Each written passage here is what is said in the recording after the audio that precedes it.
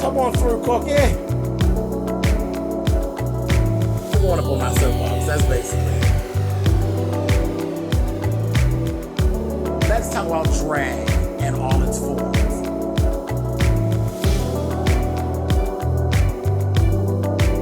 What cookie?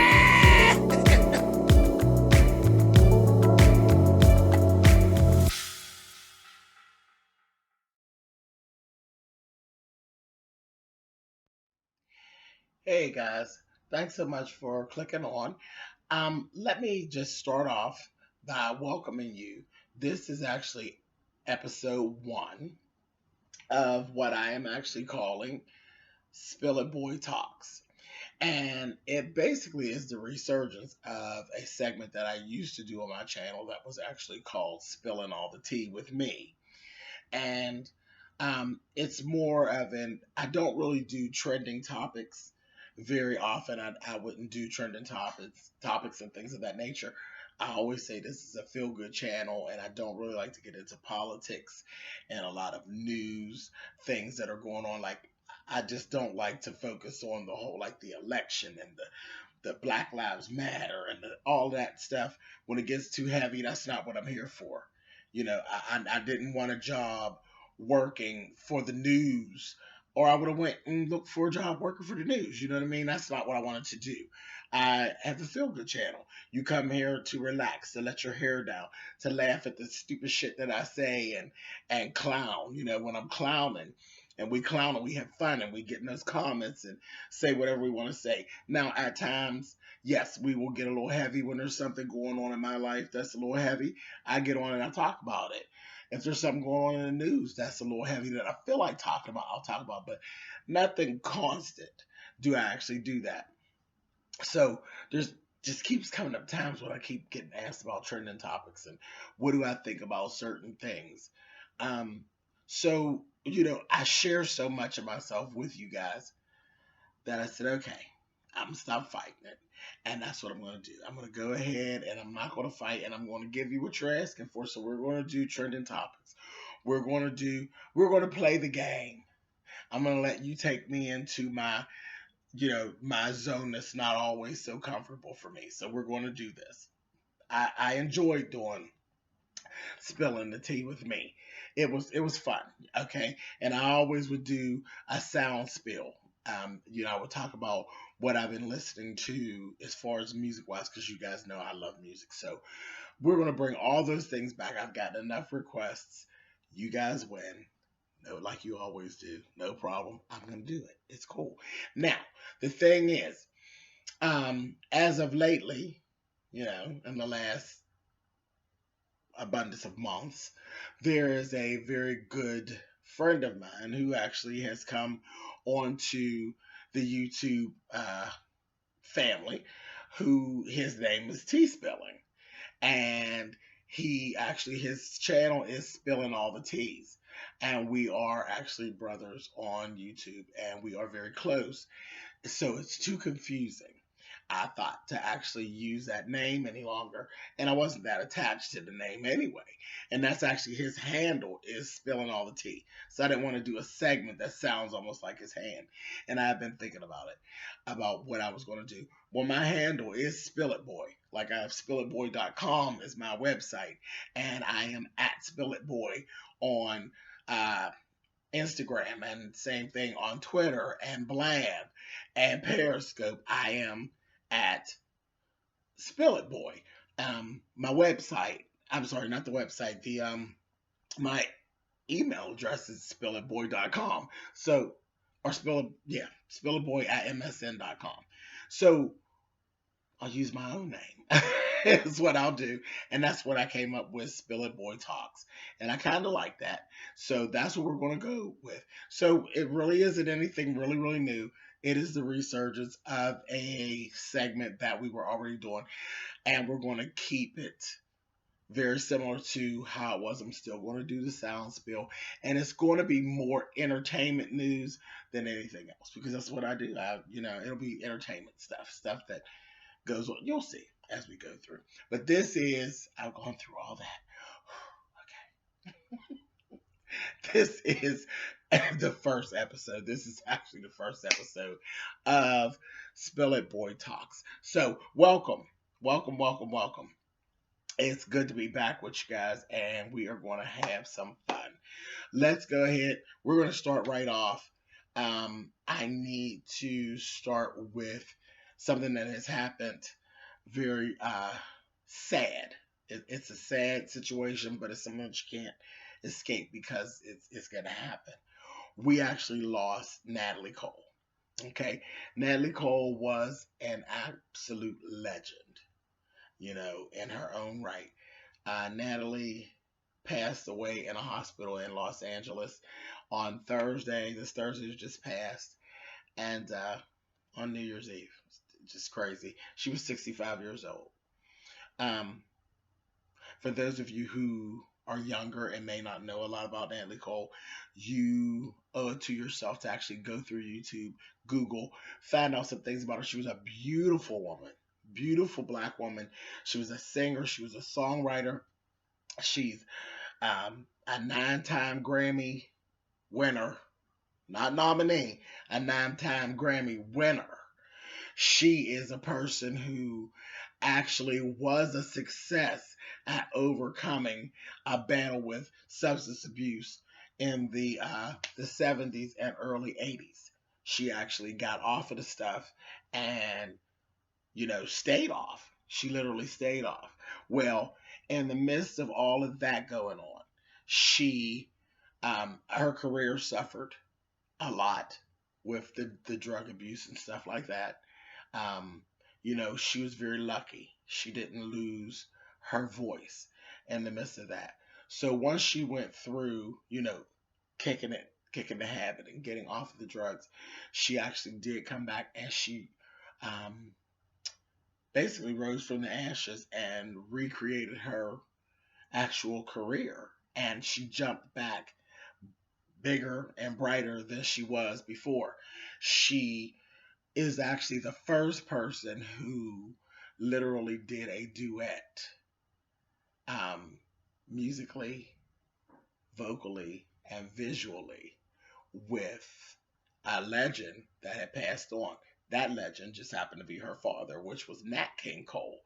And she did Unforgettable. And it's exactly what it is. It's unforgettable. Nobody had ever done that. She literally sang it as it was one of her father's biggest songs, may have been his biggest song, but she sang it as a duet with her father after he had passed on to the afterlife. Who would have ever even thought it? So just the thought of doing it was, out of this world at that point that she did it, and then she pulled it off. And then when we thought we had seen the best of what she could do, she actually pulled it off and did visually at an award show and just knocked everybody's socks off. So that's where that started, where he's on screen and she's standing on stage. Literally, she's singing live and it's a recording of him singing. Just crazy. She was a legend. She really was. So, like I said, the career was shot back up. She blew up all over again. She had another whole string of hits, that we all knew. So it was like 2 different decades that she reigned supreme in. And then, in the midst of all of that, she finds out that she actually had contracted hepatitis. And it was actually due to the drug use and things that, there was some, she did intravenous, and she had contracted hepatitis. So she battled with that, and she had other health situations that she's been battling with for years and really doing very, very well, and still doing whatever it is that she needed to do. She actually went through a kidney transplant in 2009 because she got down real low in 2009. She had a kidney transplant. She pulled on through that, and she made it all the way through to the end of 2015. And right before we went into 2016, she went on home to be with the Lord. So, rest in peace, Natalie Cole. We will never forget you. We have so much stuff to actually remember you by. I'm telling you, if you don't know about Natalie Cole, just Google her. You please. There's so much stuff. So Mr. Melody and Our Love and oh please, the list just goes on and on and on. Pink Cadillac and just on and on and on. There's just so much. Her catalog of music, it's just ridiculous. It's ridiculous. She was a phenomenal talent, and she will be greatly missed. Um, we really do love you, Natalie Cole, and wish you to rest in peace. So, on that, take a look at this. Here's a picture of our beautiful queen. She's a gorgeous woman.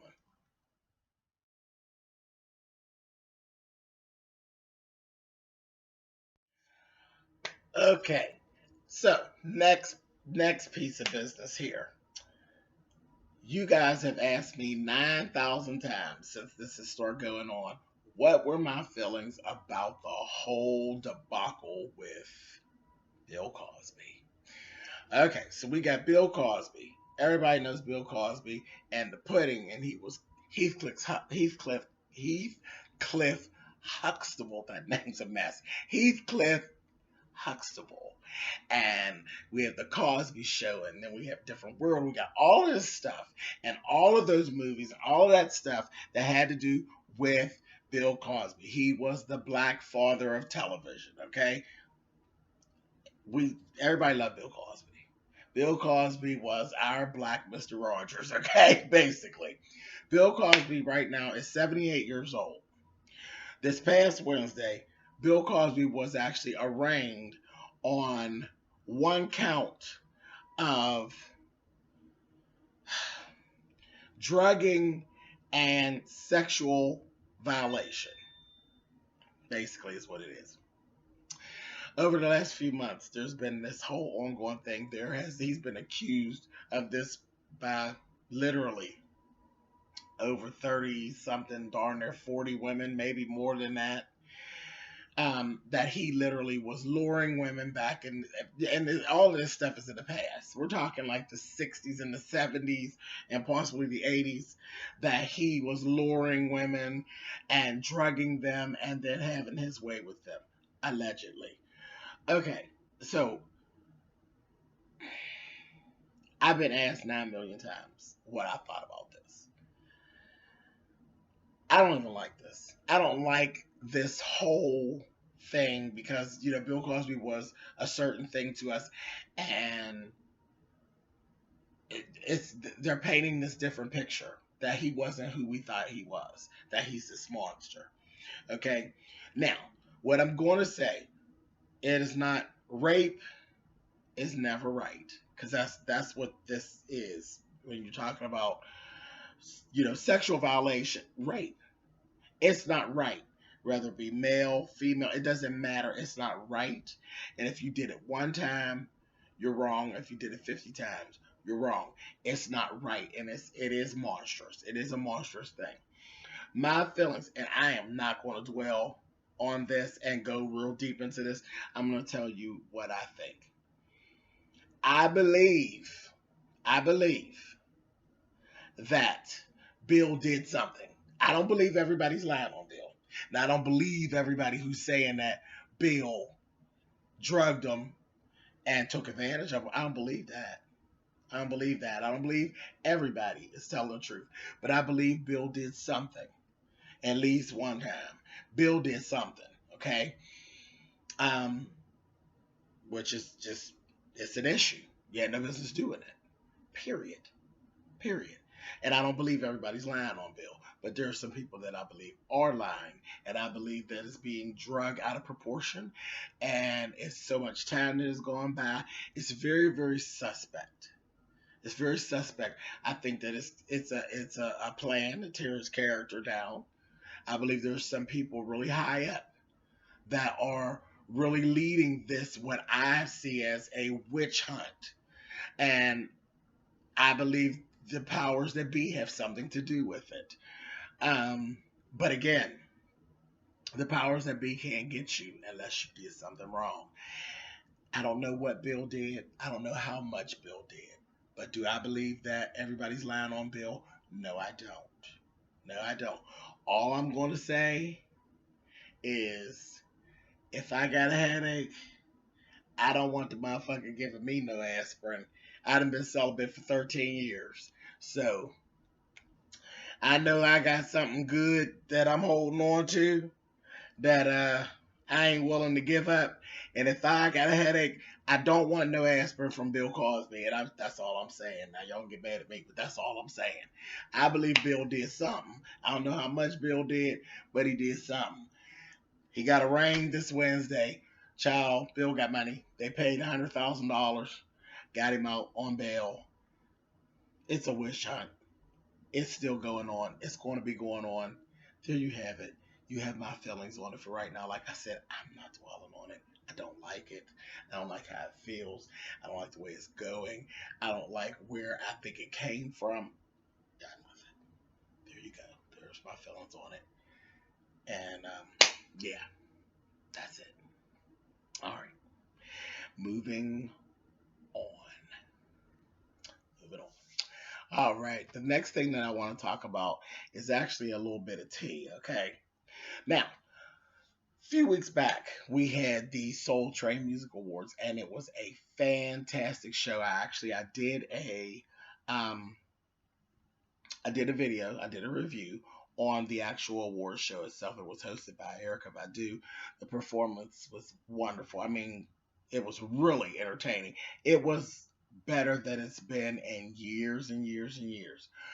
There was a whole tribute that was actually done to Babyface, and they did a whole segment of songs that Babyface has written and that kind of thing. And we did really the big hits. Well, two of the biggest things were done by my favorite, Fantasia. You guys know I love, love, love, love, love, love Fantasia. Fantasia stood in the gap for our sister Whitney and did Shoop Shoop. Nobody ever covers Shoop Shoop. No one has ever covered Shoop Shoop.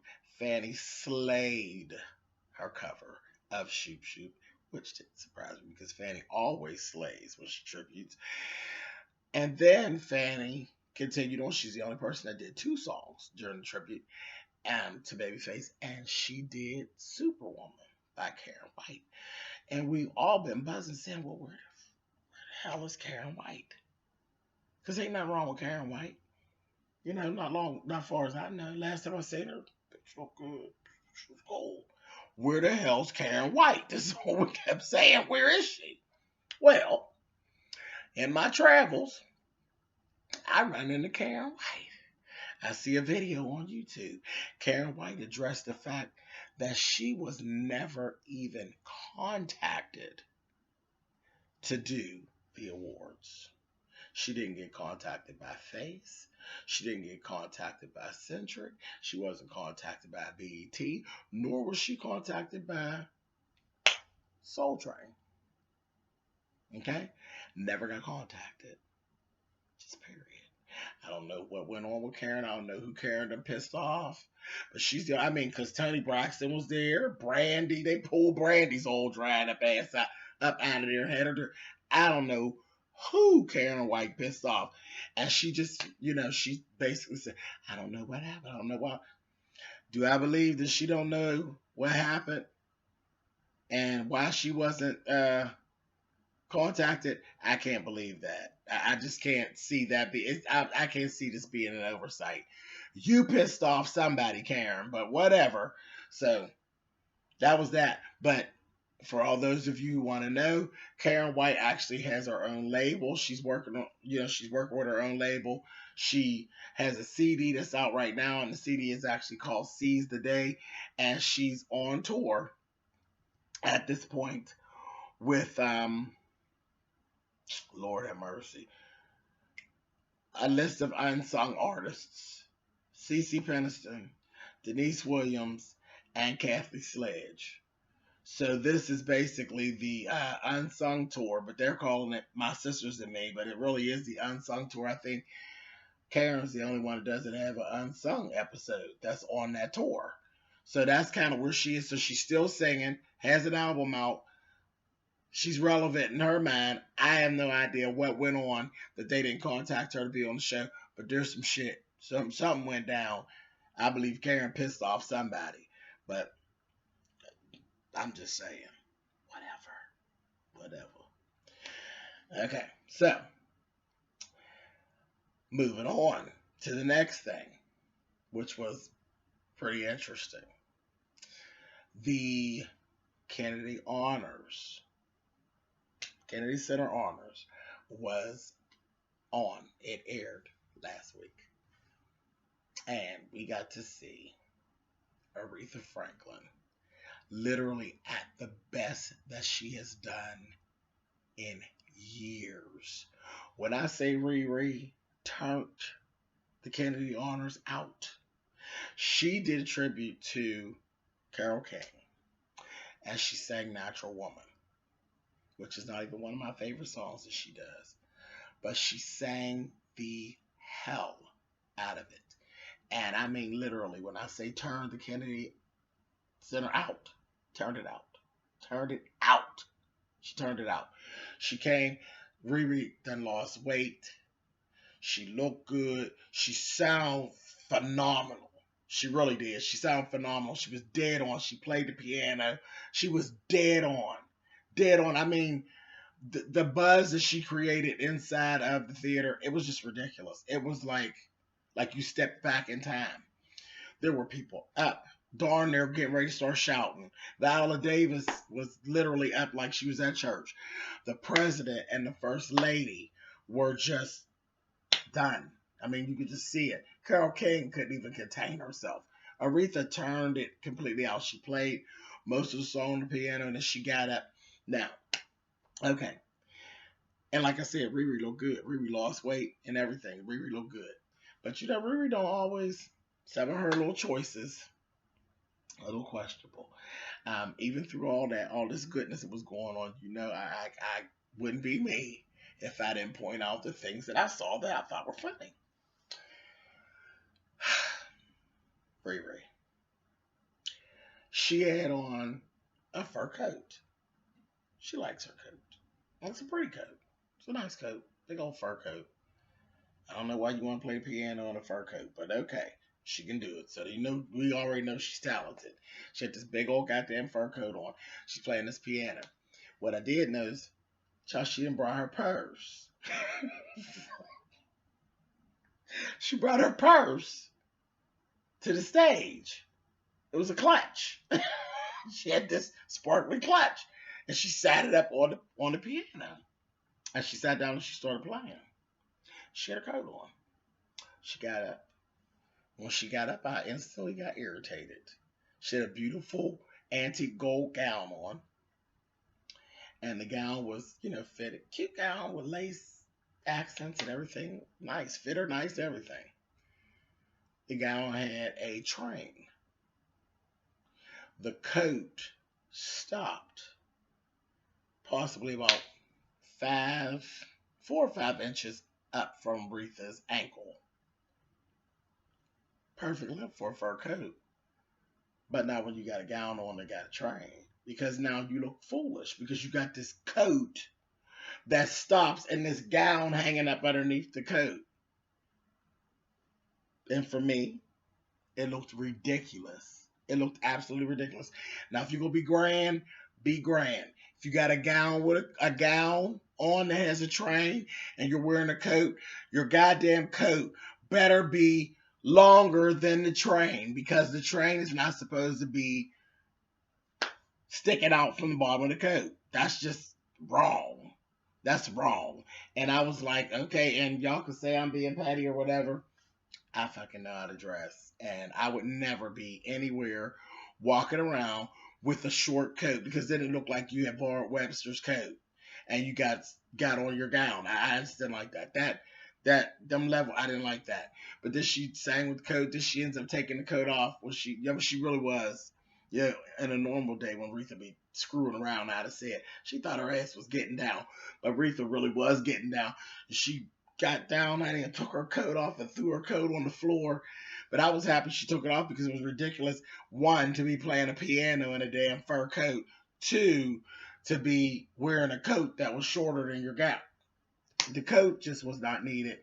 And the only thing I could think of, I thought back, it made me think back to Cheryl Underwood And I laugh because do you all remember back in the day when Cheryl Underwood would come on stage? She always had her purse with her. And she would make a joke and she would say she carries her purse because the people backstage steal. So that's the first thing that came to my mind because you know my ass is silly. So I'm saying, child, and Aretha came out with her fur coat and her clutch. So who was stealing backstage, baby? That Aretha didn't feel like leaving her clutch and her coat backstage. I'll wait. Yeah, okay. She just had no reason to have that clutch and sat it up on that piano. Somebody must have been stealing backstage, or Riri wasn't having it. But that tickled me. But all in all, I'm being really silly right now. The performance was phenomenal. She was better than she has been in many, many years. And I was so here for it. She threw down. She really did. Anyway, moving on. My next segment is actually about television. Television and things to come and things to look out for that are coming up. We have a new TV show that's actually going to be coming on NBC. It's a series and it's a crime drama and it's actually called Shades of Blue and it's actually starring J Lo and Ray Liotta. Now, um, you know J Lo is a damn good actress. She's actually a better actress than she is a singer and dancer, as far as I'm concerned. The only thing she does better than acting is red carpet. Okay, just so that we're clear. So, and Ray Liotta is a badass actor. He really is. He plays any type of dirty cop better than anybody I know. So this whole program, it actually airs January 7th, and it's going to be at 10 p.m., which is Thursday nights at 10 p.m. on NBC.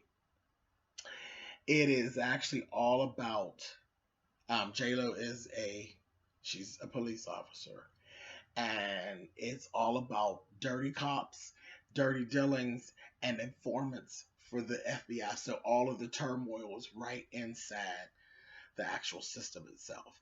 And she's kind of fighting with what side to actually be on. And just the dangers of not being a dirty cop in an area that's dirty. So I think it's going to be really, really good. I really do. I have real high hopes for this. So I plan on actually watching this and probably reviewing it as well. So I think it's going to be good. I like Ray Liotta and I love J Lo, so I think it's going to be good. I can't wait to see it. So anyway, so I'll be looking out for that. That's January 7th. Here's a couple shows that I actually already do review, and I want you all to be as excited as I am that they are coming back. Scandal and How to Get Away with Murder will be back February 11th. Scandal's 9 p.m. How to Get Away with Murder is 10 p.m. ABC on Thursdays. Of course, you know I'll be DVRing to make sure I'm getting everything in. American Horror Story will be back this Wednesday coming, which is January the 6th. And we'll continue on with American Horror Story Hotel at 9 p.m. on FX. So I'm excited. You know, child, I love it. Love it, love it, love it, love it, love it. So can't wait to see what the next thing is going to be going on with Gaga on there, and we got Angela Bassett on there, and then we saw in the previews that Gabrielle Sidibe is getting ready to hit into it. It's getting ready to get real in the field. So they'll be back this Wednesday coming. Look out for my reviews. Um, also, also, Stevie J and Jocelyn actually have their own series. They are starting up on January 25th on VH1, and K. Michelle is actually coming back for her second season of her show, January 25th, and that's going to be on VH1 as well. So I'm looking forward to both of those, and both of those are actually only 30-minute shows. So, you know, it kind of worked with K. Michelle because 30 minutes was enough for K. I don't know if it would have worked out well if we'd have did a whole hour with Kay. At 30 minutes did good for her, and she made it to come back for a second season, so I'm glad to see that. I'm a fan. I'm definitely a fan, and I can't wait to see what she has going on. And child, who doesn't love Stevie J and Jocelyn? They are just ridiculous. And I'll be right there. And I think 30 minutes is probably going to be good for them because I don't know if they could carry me for a whole hour without any extra foolishness. Just their foolishness. 30 minutes is probably going to be enough for them. But we'll see. We'll see how that works out. That's all what's going on in television. So that's that. That is that.